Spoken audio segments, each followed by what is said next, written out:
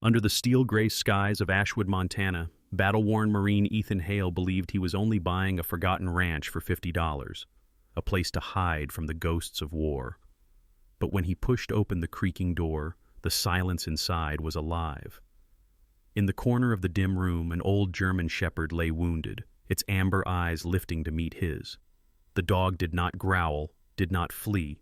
It simply looked at him, as if it had been waiting for him, and for the promise that would bind their fates forever. Before we begin, tell us where you are watching from. If you enjoyed this video, please subscribe to my channel to watch the next stories by clicking the subscribe button right below this video. Thank you. Amen. Late October rolled into Ashwood, Montana, with a high blue sky stretched thin as old muslin, and a wind that kept its hands in everything. The Gallatin Range stood like a serrated backdrop to town snow stippling the upper bowls, timberline dark as ink, and the flats beyond Ashwood kept breathing dust no matter how much the weather tried to pin it down. On the edge of Maine, the last of the farmers' market pumpkins slouched in crates, and the air smelled of cold earth, wood smoke, and the metallic tang of an early storm thinking about coming down. Ethan Hale drove through all of it with the window cracked 2 fingers and the heater clattering somewhere deep in the dash. He was 40 and looked it in the honest way men who've carried weight look at tall, broad-shouldered, the right side of his jaw roughened by a thin rope of old scar, his hair a serviceable brown kept short out of habit, and his eyes the iron gray of river stones. 15 years in the Marine Corps had left him with a left knee that didn't like stairs, a shoulder that talked to him when weather shifted, and a quiet he didn't know how to turn off. He carried himself like a man practicing stillness the way other people practice piano scales, again and again until the hands remember what the mind can't. His duffel sat on the passenger seatbelt threaded through the handle as if it needed anchoring, and a cardboard folder of discharge papers, a dog-eared photograph of 6 men grinning under a sun no one stood under anymore, and a letter from the VA about an appointment he was pretty sure he wouldn't keep. His goal was not a complicated one and not small either. He wanted silence that didn't feel like a threat, work that could be done with 2 hands, and a place no one was trying to leave. He wanted a corner to start over and a reason to keep breathing in it. He pushed open the door to Whitcomb & Sons Realty and stepped into air that had the old book smell of a courthouse stairwell. The office had 2 glass-fronted cases of deed books, a map of the county thumbtacked crooked to the wall, and a bell on the counter someone had taped a note beneath. Please don't. May Whitcomb herself came from the back, wiping graphite from her fingers. She was early 60s, tall and spare, white hair clipped short in a cut that had no time for nonsense, a wool cardigan buttoned wrong at the middle, and a face kind, the way worn wood is kind. May had lived through 2 bad winters, a husband's sudden heart attack, and 30 years of watching people arrive bright and leave bewildered. It gave her a patience that didn't need selling. "Help you?" she asked, voice pitched to neutral. Ethan kept his hands visible on the counter without meaning to. "Looking for something out of town," he said. "Small. Doesn't need to be much." May slid a drawer open with her knuckle, sifted, and laid down a thin folder that looked like it had given up trying to be thicker. "County surplus," she said. "Probate tangle finally untangled. As is, and I mean all the way down. $50, you sign 2 places, you get keys and regrets." The cover read, Ashwood Parcel, 14C, 61 acres, Ashwood Ranch, in a hand from a decade ago. May tipped her chin toward the window where the whole town moved at the careful pace of a Wednesday morning mail truck, school bus already headed back from the outer circle, a rancher in a tan coat taking off his hat as he passed the Methodist steps. "You from here?" she said, not unkind. "Was," Ethan said. "Used to fish the river by Miles Canyon." She studied him a beat and saw, the way people who belong to a place recognize one of their own, that he wasn't telling a story. "All right," she said. $50. The paperwork took 9 minutes and tightened something behind Ethan's ribs anyway. He signed where she pointed, printing Hale straight and exact, and counted out 2 20s, a 10, and a handful of change that made May smile despite herself. "A man who pays with quarters," she said lightly, "won't scare easy." She handed him a key on a brass fob stamped 14C. "Weather's turning. If the north fence is down, don't chase it before you see what else is broken. Outside, the light had sharpened. Ethan drove south and then west, the town flattening to cottonwoods and old pivots, the road giving up pavement like it was tired of pretending. He turned at a gate with a crossbar leaning like a drunk friend and followed a double track where grass had sharpened to the color of rust. The acreage rolled out in long, tired ribs, sage, winter-yellowed grass, a scrape of creek with ice frilling its edges. The house stood back from the road as if it had gotten embarrassed and stepped away. Single-story clapboard grayed to the shade of weathered bone, roof patched with tin that flashed a hard white in the sun, porch sagged at the southwest corner where snow lived longest. He killed the engine and listened. Wind, a hawk's brief complaint, something dry ticking itself apart. The cold came on fast once the truck stopped breathing. The front steps had the soft give of wood that had been wet too often, and the doorknob turned on the second try, a catch giving like a tooth. Inside, the house held the particular chill of places that don't bother to pull heat in dust in a fine, undisturbed film, light broken by slats, the sweet, unpleasant smell of mouse and old linen. The living room had a brick stove with a stovepipe shouldering into the roof, a sagging sofa striped green and something that used to be cream, a table made correct again by a shim under one leg. Ethan moved with the caution of a man who knows floors lie. The left knee objected, and he bent it a degree farther than it liked out of spite and practice. He checked the kitchen cabinets with paint crazed into 100 small rivers.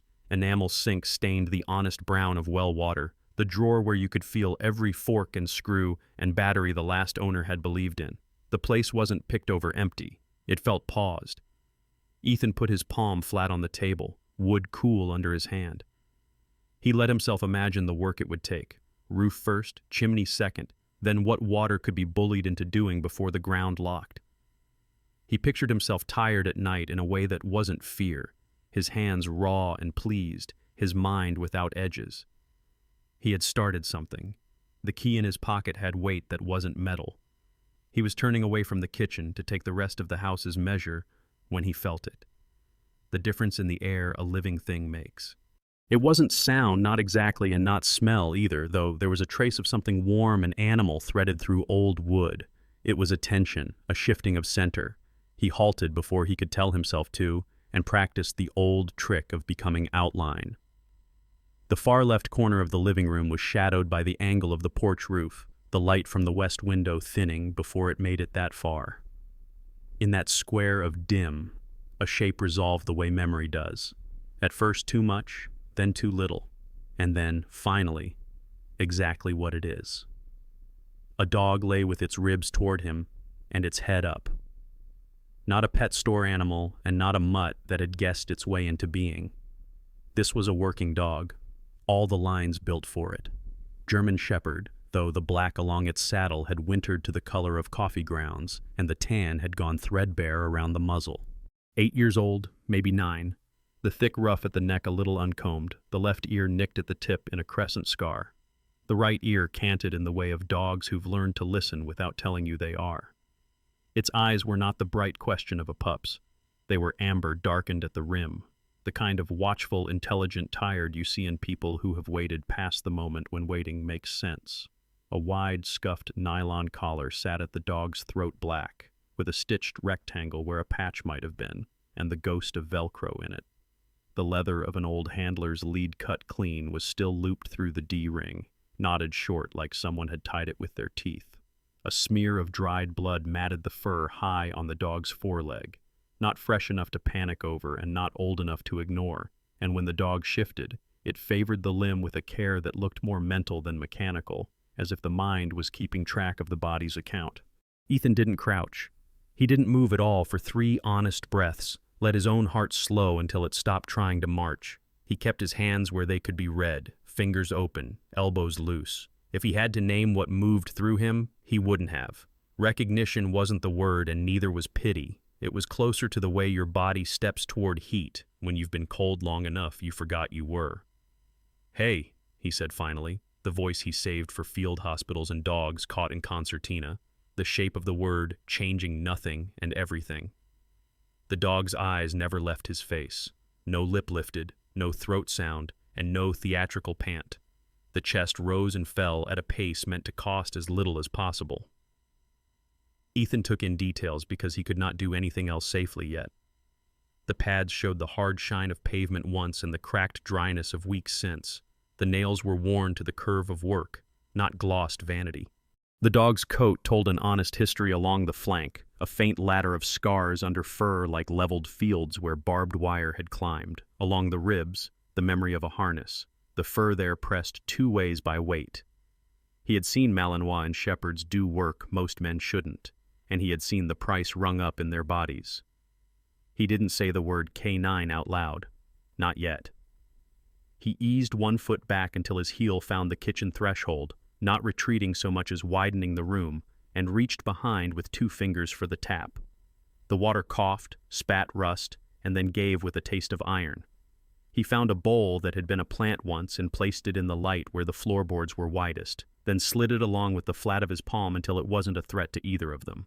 "If you can use it," he said. The dog looked at the bowl as if water were an idea, and then back to him. Choice is a kind of respect. Ethan let the silence sit. Outside, the wind cuffed the corner of the house and found the crack in the glass, and somewhere up in the chimney a damper ticked the way thin metal does when it thinks about giving up. He became conscious of the house breathing around the 2 of them, that peculiar measured intake of old wood, and of his own body's solidarity with it, weight distributed, muscles talking to each other without panic. After a time that could have been a minute or 10, the dog moved. It didn't lunge. It lifted its head first, set it down again, made the arithmetic, and then pulled its front half forward with a patience so deliberate Ethan swallowed against it. At the bowl, the dog paused, skimmed its muzzle across the water as if checking for the lie of it, and then drank in a way that made no sound at all, each swallow an act of economy.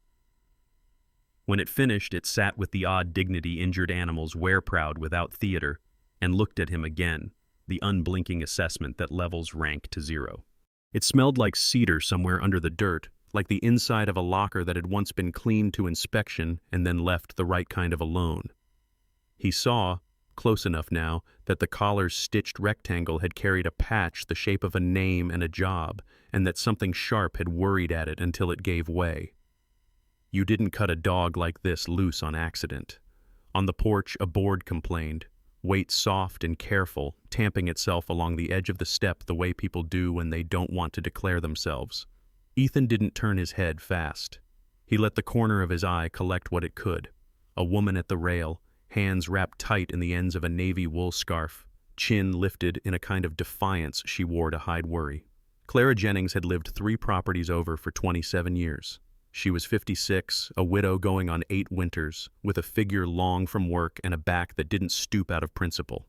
Her hair was the dark gray that comes from being a brunette too stubborn to let go, pulled into a low plait that had undone itself at the nape in the wind. Her face was handsome and lined in the exact places a lifelines a face, at the brow from thinking how to make less do more, at the eyes from squinting into weather and smiling anyway, at the mouth from choosing the last word carefully. She had an economy to her the way some people have jewelry. Clara had been the town librarian once, and then the store manager at Lee's Hardware, and then, when her husband's heart didn't make it through a January plow job, a woman who kept her grandson because the alternative didn't deserve the word. She had learned grief the plain way and come out of it with softness guarded by a wire fence. She watched the world on behalf of those who slept too hard to spot danger in time. She stood now in a brown field jacket that had belonged to her husband, a man who had believed in coats that lasted and boots that had seen the same fences Ethan would have to see. At her knee was a boy of 12 tucked into a red hoodie under an oversized denim jacket, skinny in the way kids at that age are, with hair like hay that never takes combs seriously, and blue eyes always 2 questions ahead. Ben Jennings would have made friends with thunder if it meant someone else wouldn't be scared of it.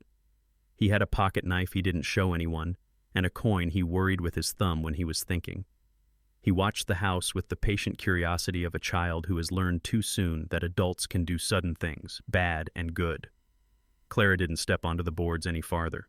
She kept her weight above the post and registered in the single glance women use when they're deciding what to do in the next 10 heartbeats. The truck that had no decals, The duffel that had been thrown in the back without romance, the way the front door had been opened with care instead of force.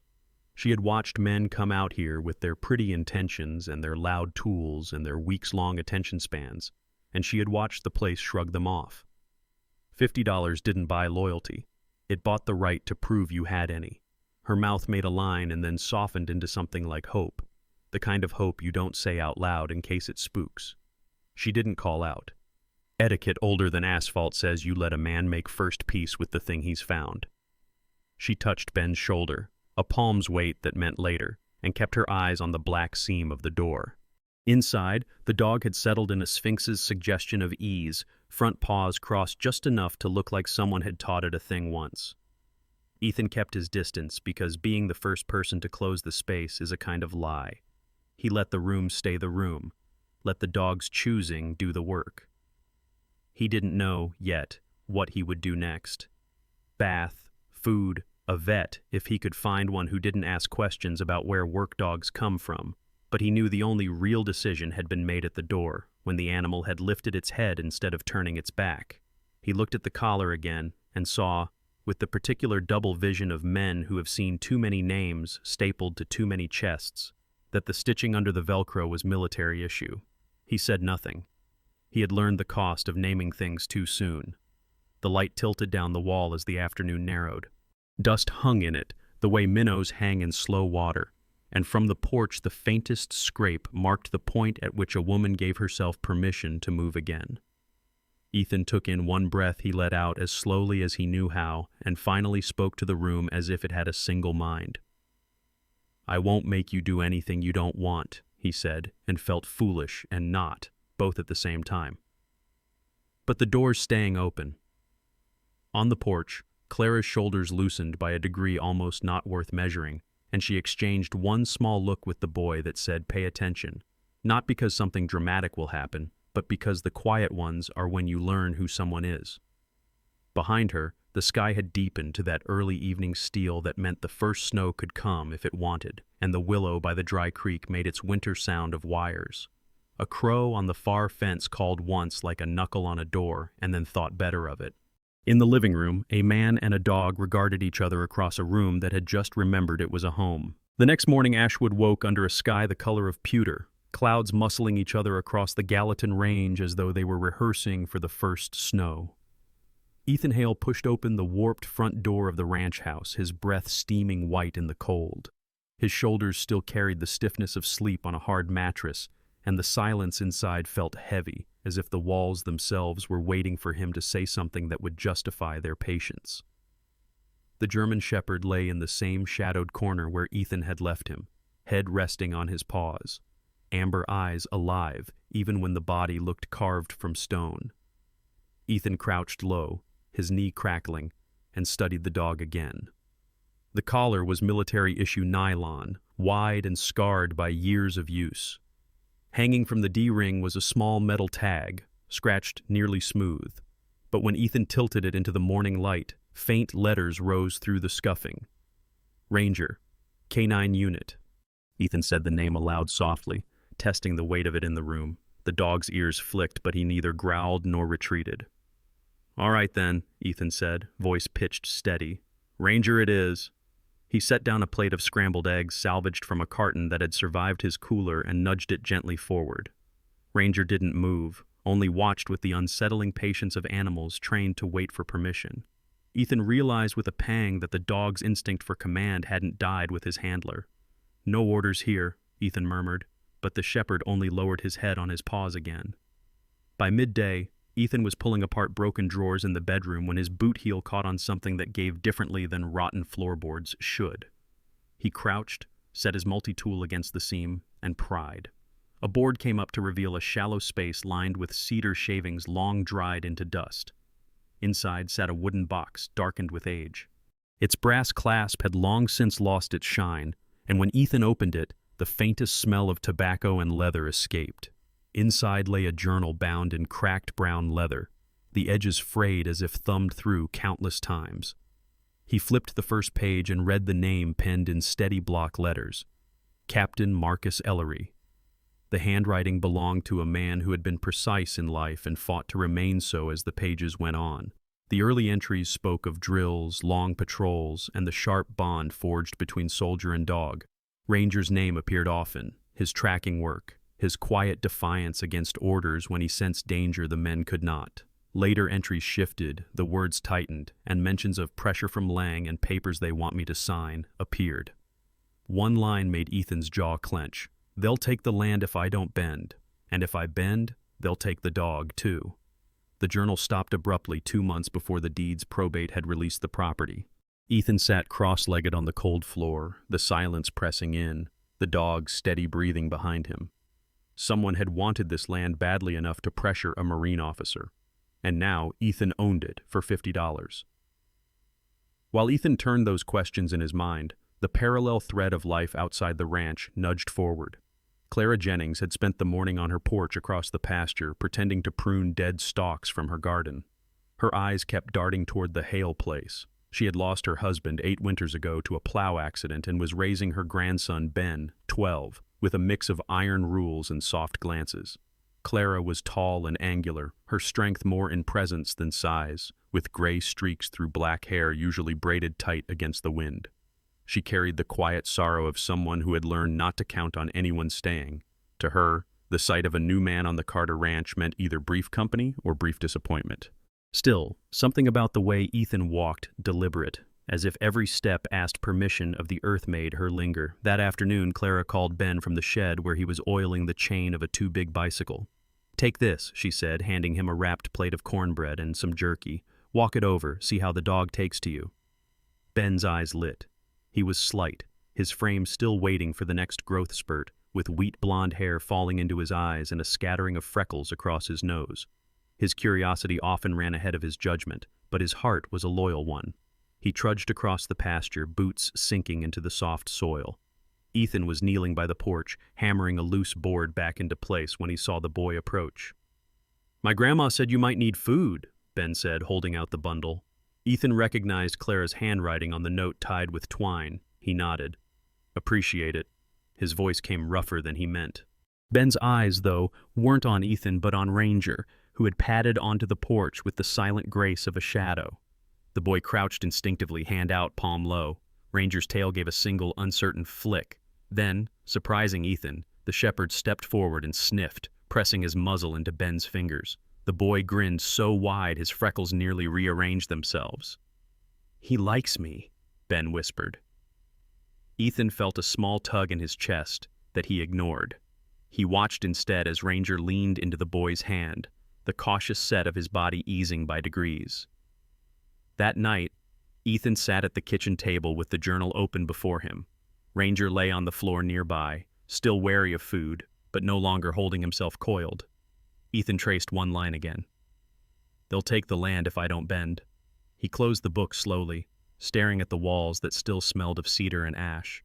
He didn't know what storm Marcus Ellery had fought here, but the echoes of it now belonged to him.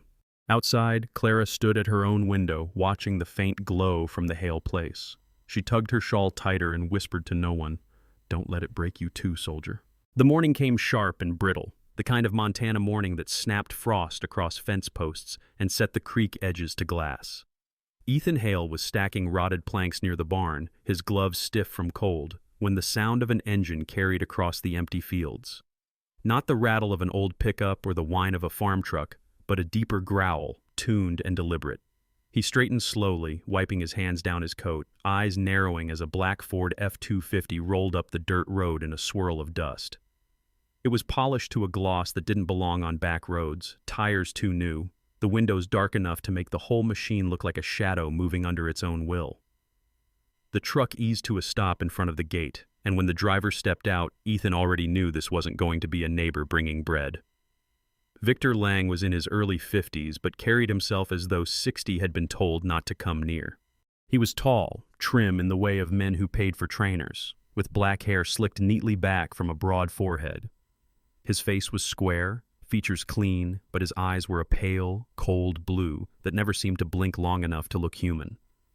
A dark overcoat hung from his shoulders, lined with fine wool, and his boots were polished city leather, not ranch boots, not anything meant for dirt.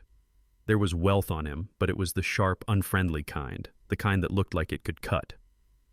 "You must be Hale," Victor said, voice smooth as poured oil. "Name's Lang. I'll make this quick. That deed in your hand isn't worth the paper. This land is mine." He glanced past Ethan at the sagging house, and then at Ranger, who stood just behind Ethan's right leg, ears forward, body tense, eyes locked on the stranger. And the dog, too, by rights. Ethan said nothing for a beat, measuring the man. Then, evenly, "Bought this place fair, $50. County signed it over. Got the papers in the truck." Victor's mouth twitched in something that wasn't a smile. "Paperwork's one thing. Reality is another. I bought it years back through the caretaker. If the county sold it again, it's a mistake that'll get straightened out one way or another. So I'm telling you plain. Walk away now, and you won't regret it." The air between them was knife-thin. Ethan's shoulders squared just enough to remind himself he hadn't forgotten the habit. "I'm not leaving," he said. "Not you, not anyone, is taking this ground while I'm breathing on it." Victor studied him a long moment, eyes like ice set behind glass. Finally, he stepped back, dusting invisible flecks from his coat sleeve. "Then you'll regret it. Men who hold on to ghosts usually do." He climbed back into his truck, the door shutting with the sound of finality, and the engine snarled back to life.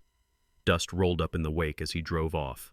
Ethan stood still until the sound had gone. Ranger pressed against his leg like a shadow waiting for orders. The shepherd's lips curled slightly, a silent warning that told Ethan everything he needed to know. The dog recognized danger.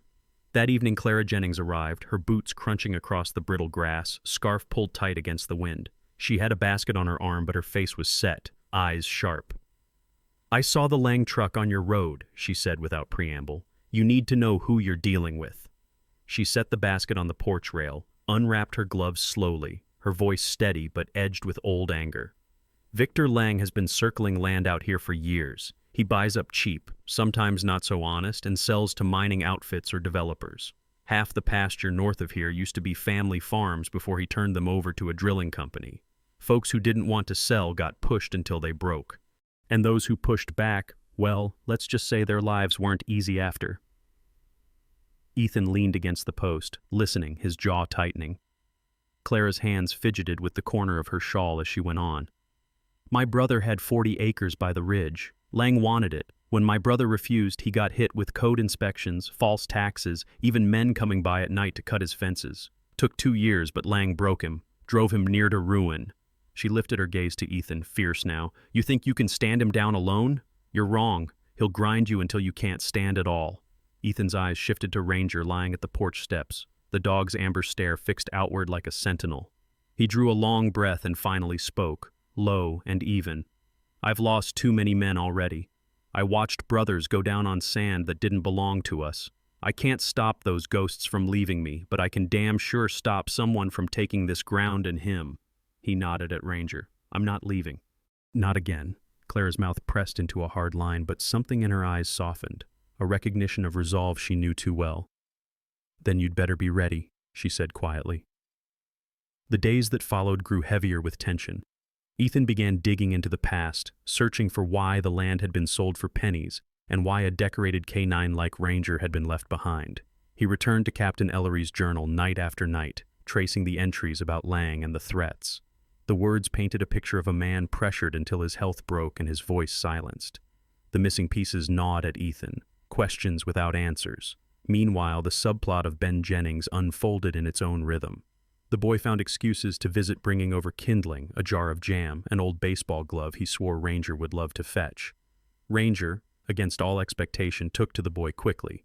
He followed Ben around the yard, tail lifted just enough to suggest pride returning. Ethan watched, torn between suspicion and something that felt dangerously like hope. He had learned to keep his heart armored, but seeing Ranger lean into the boy's touch chipped at those walls. One afternoon, while Ben threw sticks for Ranger near the old orchard, Clara walked the fence line with Ethan. She told him about the winter her husband had died, how she had nearly sold her land out of grief, how Lang had come sniffing then too. She had refused, and she had paid with years of harassment, anonymous calls, suspicious fires on her back pasture. "He doesn't stop," she said. "He takes until nothing's left." Ethan listened, his silence not dismissal but the silence of a man filing everything into a box marked necessary. When he finally spoke, it was with the clarity of a soldier setting orders. Then the fight's not just mine. He's already in everyone's shadow. Maybe it's time someone dragged him into the light. That night, as wind moaned through the cracks of the old house, Ranger curled close by Ethan's chair, eyes half shut, but ears twitching at every sound. Ethan laid a hand on the shepherd's ruff and murmured, "We hold this ground, partner. No one takes it from us." Ranger's tail thumped once, slow, like a drumbeat promising he understood. The wind came hard that evening, pushing across the Montana plains with a low moan that rattled the shutters of the old ranch house. Ethan Hale sat hunched at the kitchen table, lantern light flickering over Captain Marcus Ellery's leather-bound journal. Ranger lay nearby, head resting on his paws, amber eyes tracking every shift of Ethan's hands. The soldier's body still carried the weight of his earlier work. He had spent the day clearing debris in the barn, dragging out rusted tools and splintered boards, trying to see what was worth saving. It was there, beneath a warped trapdoor hidden under a pile of grain sacks, that he had found the path into the old root cellar.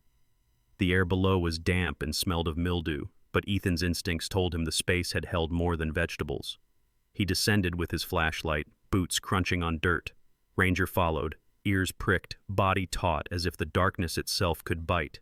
The beam of light skated across the cellar's far wall where a false panel had come loose. Behind it lay a metal trunk scarred with rust. With effort, Ethan dragged it into the open. Ranger pressed close, muzzle twitching, then gave a sudden bark-sharp, commanding, like a soldier calling a man's attention to a tripwire. Ethan flipped the latches and lifted the lid. Inside, wrapped in oilcloth, were folders stamped with the faded seal of the county recorder's office. He spread them across the workbench upstairs, the lantern glow catching words typed decades ago. Transfer of property rights, escrow discrepancy, witness signature withheld. More damning still were handwritten letters, notes of meetings with Victor Lang's representatives. Several pages detailed money passed quietly to county officials, property taxes written off, and most unsettling, a draft of a contract naming Marcus Ellery as the grantor, unsigned, the signature line left blank. Ethan traced the name with his thumb, jaw tightening. Ellery had refused to sign, and because of that, the land had been pushed into murky limbo until Ethan bought it for $50. As the truth sank in, Ranger lifted his head suddenly, ears swiveling.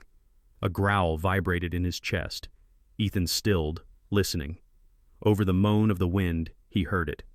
The faint crunch of boots on gravel outside, deliberate, careful. He snuffed the lantern, plunging the room into shadows. He reached for the rifle propped near the door, a battered Winchester that had come with the house, and slipped the bolt with silent precision. Ranger moved to the window, body rigid, glass shattered in the back room. Ethan swung the rifle up, heart pounding in the way it used to when ambushes broke under foreign stars. He shouted once, "You're trespassing!" but the only answer was the scuff of boots and a second crash as the back door gave way. 2 men spilled into the hall. In the glow of the moon through broken panes, Ethan caught their shapes. One tall, heavy-set in a hooded jacket, the other wiry, face shadowed by a knit cap. The fight was fast and vicious. Ethan slammed the stock of the rifle into the tall man's shoulder, sending him sprawling, but the wiry one lunged with a knife that caught Ethan high in the arm. Pain seared through his shoulder. He gritted his teeth, shoved back, and in that moment Ranger exploded forward. The shepherd's body was a missile of fur and muscle, his jaws clamping on the knife man's wrist. The blade clattered to the floor as the attacker screamed. Ranger held his ground, snarling, forcing the man to his knees. The heavy-set man scrambled up, raising a length of pipe, and Ethan's instincts roared alive. He slammed his fist into the man's jaw, the old training moving faster than thought. The pipe clanged uselessly to the floorboards. For an instant, all was chaos. Their breaths ragged, Ranger's growl vibrating the walls, the attackers cursing. Then, as quickly as it had begun, the intruders broke. Shoving each other, they staggered through the ruined back door and vanished into the stormy dark, leaving only the stench of sweat and fear behind. Ethan pressed his palm to his bleeding shoulder, leaning against the wall as Ranger limped back to him, muzzle flecked with blood, a shallow gash visible along his flank. "Easy, boy," Ethan whispered, dropping to one knee. The shepherd pressed against him, eyes bright with adrenaline but steady, protective. Ethan's mind flashed to comrades who had once stood the same way backs to him, bodies shielding him, eyes saying, "You'll make it out if I don't." The weight of memory and present blurred, and he had to blink hard to stay anchored. Minutes later, the sound of hurried boots on the porch jolted him. He spun, rifle raised, but the door creaked open to reveal Clara Jennings, her face pale, scarf half askew, Ben right behind her clutching a lantern. Clara's sharp eyes widened at the wreckage, the broken glass, Ethan's blood, Ranger's heaving chest. "God almighty," she whispered, rushing inside. She dropped the basket she'd carried, a jar of honey shattered across the floor unnoticed, and reached for Ethan's arm. "Sit. You'll bleed worse if you don't." Ben froze at the sight of Ranger's wound. The boy's face crumpled, tears sliding before he could stop them. "He's hurt," he whispered, voice breaking. Ranger, sensing the boy's distress, nosed gently at Ben's hand, even as his own body trembled. Ben sank to his knees, wrapping his thin arms around the shepherd's neck, sobbing.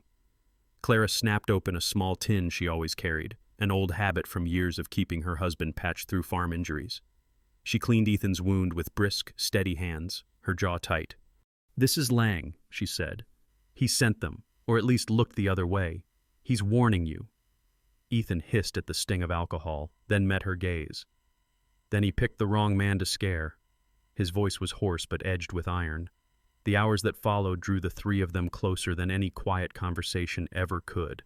Clara bound Ethan's shoulder with strips of clean linen, her hands sure. Ben refused to leave Ranger's side, stroking the dog's fur, whispering promises that sounded too old for his years.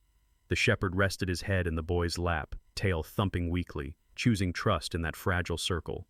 When the house finally stilled, only the wind spoke outside, sweeping across the wide Montana dark. Inside, in a battered ranch house that had almost been broken open like a shell, a soldier, a widow, and a child sat bound together by the presence of a scarred shepherd who had fought as if he still carried orders. And in Ethan's chest, something shifted pain, yes, but also the unfamiliar shape of belonging. Snow had dusted the roofs of Ashwood by the time Ethan Hale stepped into the brick law office on Main Street, his arms stiff inside the sling Clara had tied for him 2 nights earlier. The old courthouse clock tolled 9, each note echoing across the narrow street where smoke rose thin from chimneys. Ranger padded close to his side, head high, fur brushed clean by Ben that morning, the scar along his flank standing out stark beneath his sable coat. Ethan still felt the bite of his wound, but the soldier's gait carried a determination he hadn't felt in years. Mark Douglas rose from behind his mahogany desk as Ethan entered. Mark was a man in his late 40s, broad through the shoulders with a neat suit stretched over a frame that still looked like it remembered football fields. His hair was chestnut going gray at the temples, trimmed short, and his expression carried both precision and tired wisdom. Years as a county prosecutor had carved patience into him, but it hadn't erased the iron in his jawline. He extended a firm hand. "Ethan Hale," he said. "Haven't heard that name since the service board posted your return. Sit down. Let's talk." Ethan laid the battered folder and Marcus Ellery's journal on the desk. "These men came into my house. They left me bleeding. And it all comes back to Lang. This is what Ellery left behind." Mark leafed through the papers, his brow furrowing as the words spoke for themselves. Bribes, false transfers, intimidation. He tapped the journal with his pen. "This is enough to open a case. The judge won't ignore it." When the day of the hearing arrived, Ashwood's courthouse stood grim and weathered against the white landscape. Sandstone blocks stained darker by years of storms. Inside, the high ceilings and old wooden pews smelled of varnish and dust. Ethan sat with Ranger curled at his feet, Mark beside him with a stack of exhibits neatly tabbed in his leather binder. Clara Jennings took a seat just behind them. Ben pressed close at her side, the boy's thin shoulders squared as if he too were standing guard. Across the aisle, Victor Lang entered in his charcoal overcoat, polished shoes clicking on marble. His posture was effortless, his cold blue eyes scanning the room like a land surveyor marking property. At his side walked William Hanford, a lean attorney with a face like parchment and a voice known for slicing arguments into pieces. Hanford adjusted his wire-rimmed glasses, stacked his pristine files on the table, and leaned toward Victor with a smirk. The judge presiding was Miriam Alder, a woman in her early 60s with hazel eyes sharp as glass and short silver hair combed flat against her head. She had a reputation across 3 counties. Low tolerance for theatrics, a knack for reading lies as if they were printed in bold ink. She rapped her gavel once, the sound cracking through the hushed courtroom. We are here to examine the matter of ownership regarding Ashwood Parcel 14C, known locally as the Carter Ranch. Mark Douglas rose first. His voice carried the even weight of a man who knew when to press and when to let silence speak. He laid the journal on the evidence table, explained Captain Ellery's role, and produced the unsigned contract naming Ellery as grantor.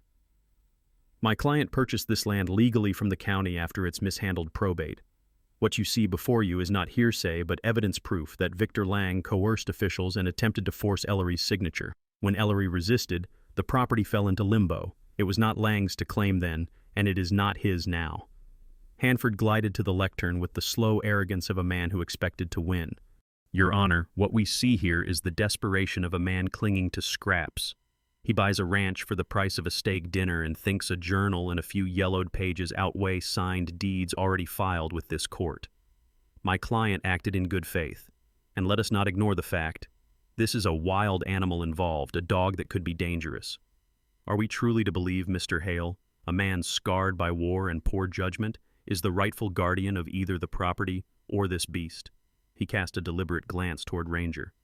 Victor leaned back, lips curling as he muttered loudly enough for the benches to hear. He's nothing but a washed-up Marine hiding behind a mutt. The words sliced through Ethan, but he stood when Mark signaled. The judge allowed him to speak. Ethan walked to the stand, his broad frame stiff, sling at his side, Ranger rising with him as if to remind him he wasn't alone. Ethan told the story plainly. How he had walked into the broken house, how he had found the shepherd lying in the corner, eyes alive with the same hollow plea he had seen in men cornered by war. His voice wavered only once, but he steadied. When I looked into his eyes, I knew. I've seen that look overseas, men who'd given up everything but the hope someone might come back for them. I'm not leaving this dog behind, and I won't let Mr. Lang tear down what Ellery fought to protect. The room held its breath. Ranger shifted, placing a paw against Ethan's boot as if sealing his words. Judge Alder's expression softened, then hardened again into professional composure. Mark called Clara to testify. Clara rose in her plain wool coat, her silver-streaked braid brushing her shoulder. Her voice was firm, unshaken. She spoke of how Lang had tried to take her brother's farm, how she herself had faced harassment when she refused to sell. She told of seeing Ethan wounded, Ranger bleeding, both standing their ground against men who came in the night. This ranch doesn't need another vulture picking its bones, she said clearly. It needs someone who will guard it, like Ellery meant, like Hale is doing now. Several townsfolk had come quietly to the hearing, farmers and shopkeepers with faces lined by weather and years. One by one, a handful stood to confirm Clara's words. Lang's pattern of intimidation, his purchases at pennies, his threats whispered at fences and store counters. Hanford countered with polished contempt. Sentiment and stories don't undo deeds, he said. And we are not here to weigh pity for a soldier or affection for a dog. We are here to recognize legal ownership, which rests with my client. Mark's closing was simple. This is not just about land, it's about intent. Ellery left his will unsigned rather than surrender. Hale holds in his hand what Lang has feared all along, the truth. Do not let fraud replace honor. When the judge dismissed the court for deliberation, Victor leaned close as Ethan walked past, his voice a low hiss. You won't hold this ground long, soldier. Paper doesn't stop fire. Ethan did not flinch. He simply placed a hand on Ranger's ruff, eyes forward. The session adjourned without a ruling that day. Outside, the air was crisp, snow glittering faint on the courthouse steps. Clara wrapped her scarf tighter around Ben, who kept a hand on Ranger's back as if the dog needed his protection. Mark laid a reassuring hand on Ethan's shoulder.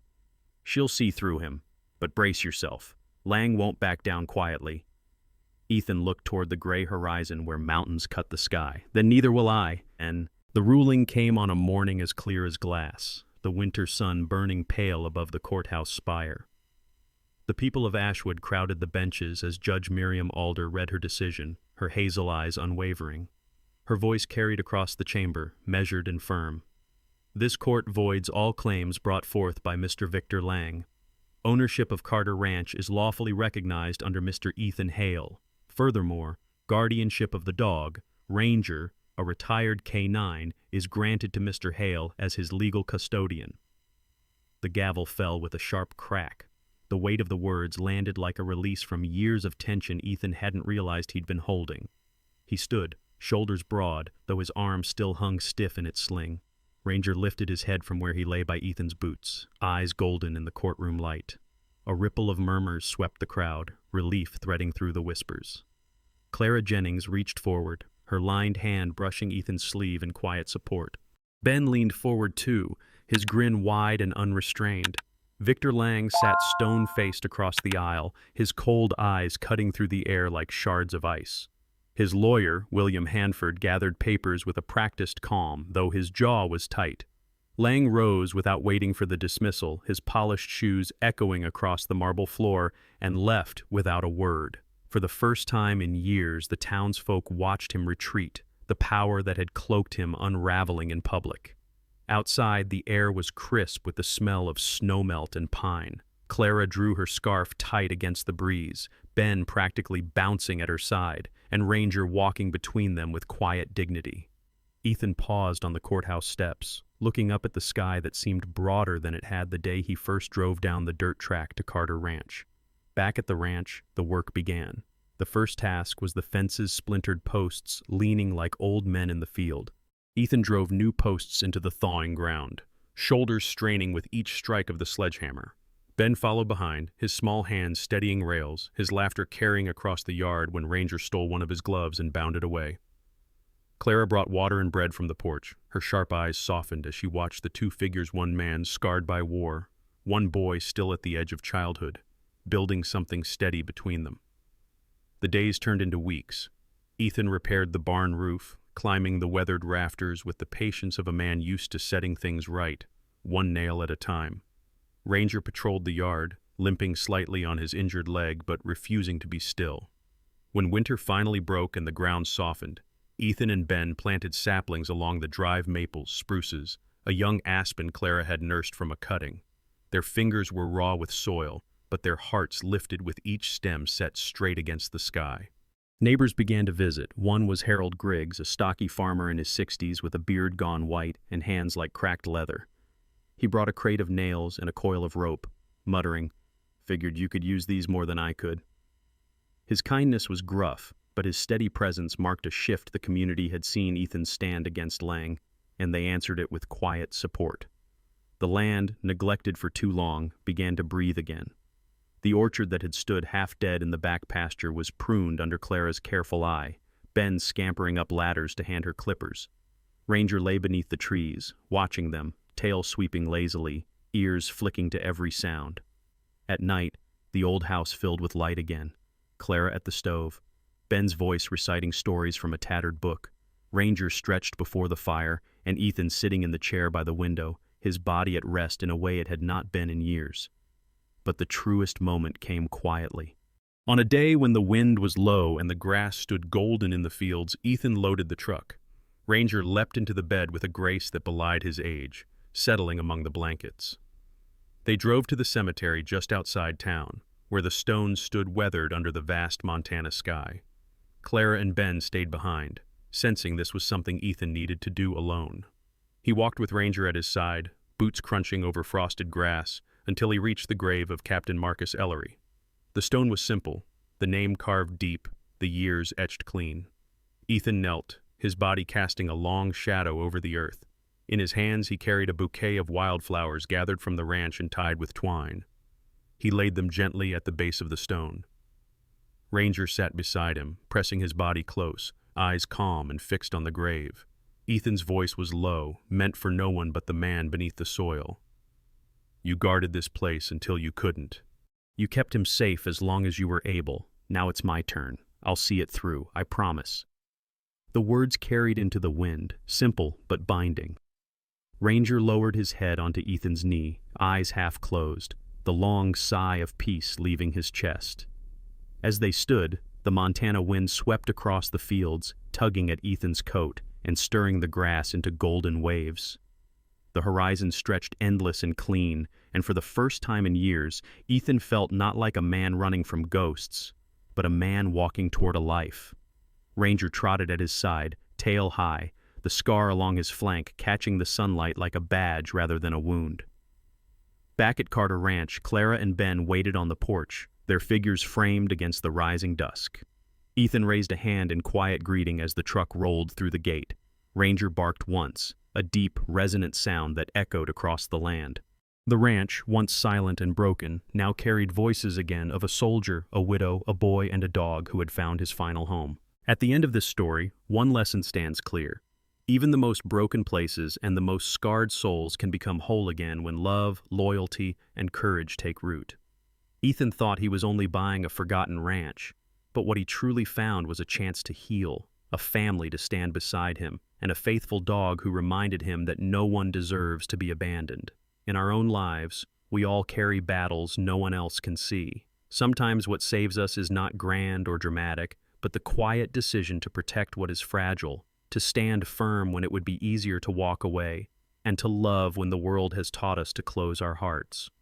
If this story touched your heart, I invite you to share it with someone who might need a reminder that second chances are real. Leave your thoughts in the comments. Subscribe to the channel so you never miss the next story, and may God bless every one of you watching. Type Amen in the comments if you believe in loyalty, healing, and the promise of new beginnings.